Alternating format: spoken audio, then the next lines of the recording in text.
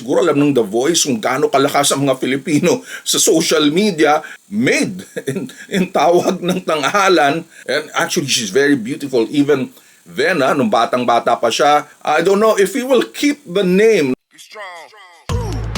Parang mas gusto to kaysa sa Popeyes. Miss Chicha is waking up.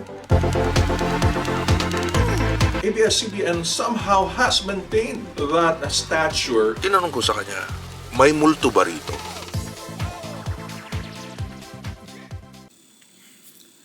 Oy mga kuya-kuya, this is Kuya Mike, ang Kuya News America, and this is for the Kuya-Kuya list. So it's been a while again na nawala tayo dahil a little busy. And then itong aking likod, talagang parang it really bothers me even until now while I'm even talking to you guys. So masakit siya. I was checking my kidneys, mukhang okay naman, I don't know, probably. Parang lumilipat-lipat siya and tingin ko is just nuts or tawag sa atin hangin na lamig. So probably it's about time na magpamasahe tayo.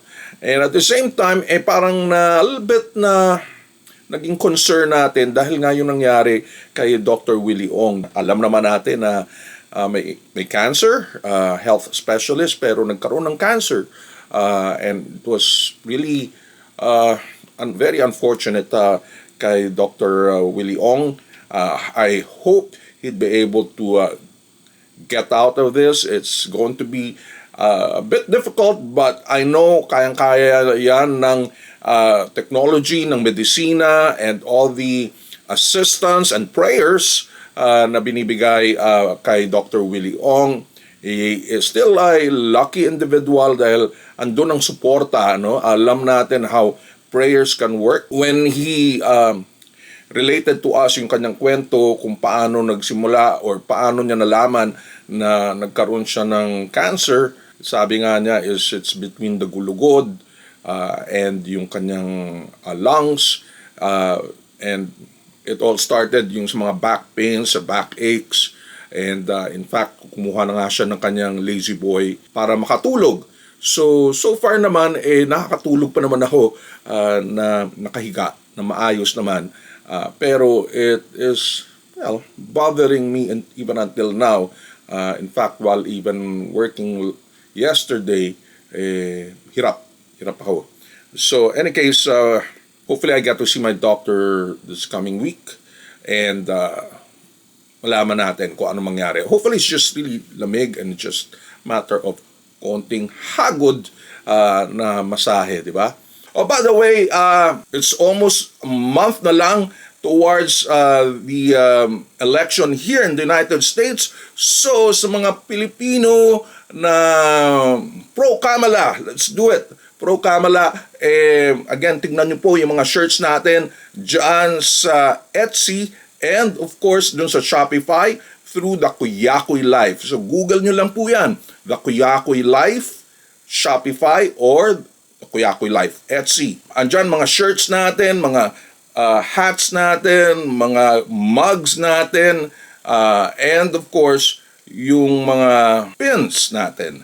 Any case, showtime, alam naman natin, wala na yung especially for you, alam natin ang pumalit, mga game segments nila na yung one is yung tungkol sa box, yung sa patrivia nila. That is actually exciting and interesting dahil lahat ng mga host bigay ng input nila. No? Obviously, it's scripted, pero at least may chance sila makapag-usap at may moments sila on screen. At the same time, bumalik na nga yung very popular segment rin na 10 years back, ito yung Kaloka-like.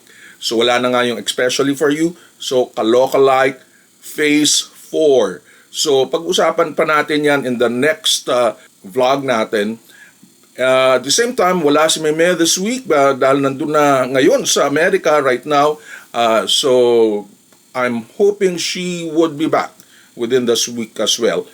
Pag-usapan natin is yung isang alumnus ng Tawag ng Tanghalan. I was so proud. Isa sa mga pinakapaborito ko na mga alumnus na itong si Sofronio Vasquez. Magaling talaga, very soulful yung kanyang kung kumanta siya. And he was one of the rest backers na apat talaga sila na magagaling, and they can even create a group. And I think they tried that. Na napa-concert sila, and these are Julius Kawaling, and then Mark Michael Garcia, and then of course si Jex de Castro. Pero ngayon talagang na-promote ni Sofronio Vasquez. He has several small gigs on sa Amerika, and he tried several pa-contest doon, pero ito big time, The Voice, nakapasok siya, and ang lakas ng dating niya, ang galing ng kanta niya. I don't know exactly what he sang, pero of course dun sa mga teasers, siguro alam ng The Voice kung gaano kalakas ang mga Filipino sa social media, na talagang siyang inuna na pinakita or feature among the contestants. At dahil of course Filipino siya, and 4 coaches ang nag-turn para lang makuha siya. And alam nyo, for several years hindi na ako nanonood ng The Voice. It used to be while I was in New York, yun ang pinapanood ko lagi.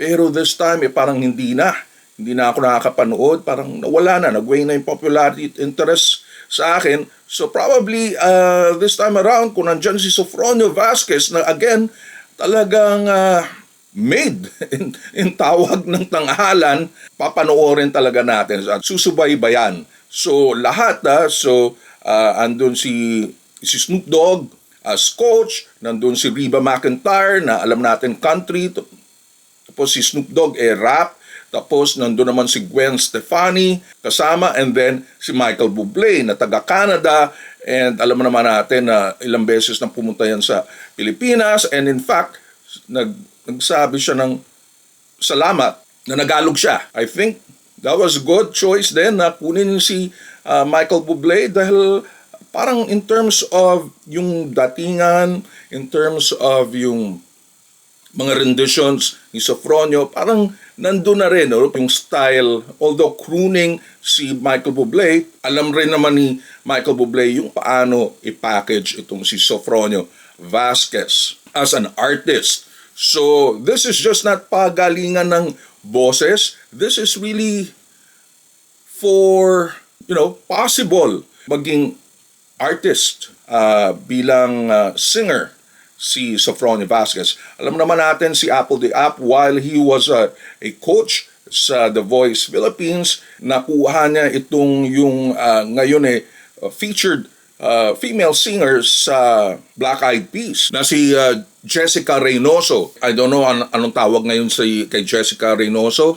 Ang tawag sa kanya is J. Ray Soul. And actually, she's very beautiful. Even then, nung batang-bata pa siya, she already had that spunk, she already had that energy and the soul, obviously. As promised, si Jessica Reynoso is already part of Black Eyed Peas na pumalit kay Fergie. So, hopefully, itong kay Michael Bublé would be able to also promote itong Filipino artist, and probably, who knows, no? This is just the beginning for mga tawag ng tanghalan ng mga artists. Dami dyan pwedeng luminya pa na makapasok dito sa Amerika as artists. Of course, yung tatlo na, no? Lalayo pa ba tayo? Si Julius Kawaling, si Mark Michael Garcia, and of course si Jex de Castro, who is also a fantastic singer. Kudos to Sofronio. I don't know if he will keep the name, no? I don't know how he'd be able to make it a little, marketable, soft perhaps, yung kanyang pangalan, but he is the trailblazer here. So he paved the way, inumpisahan niya na makilala ang mga tawag ng tanghalan artists. I tell you, tawag ng tanghalan, I think, is the most grueling na singing contest ever sa Pilipinas. Ang hirap ng ilang weeks na pagdadaanan mo it is a difficult journey maging champion dyan compared to the rest of the mga singing contests natin. Alright, so this is it. Hopefully, matanggal-tanggal na yung sakit ng aking likod. I'm still okay. I'm still still able to function. Yung nga lang may kirot. But any case, again, you see Kuya Mike of the Kuya Kuy List. It's a branding and shopping channel for the global Filipino. Subscribe po kayo sa ating channel and then hit on the notification bell and give this vlog a thumbs up. We still have the $1.99 per month na mga videos, exclusive videos. And again, ito po si Kuya Mike. Until next time.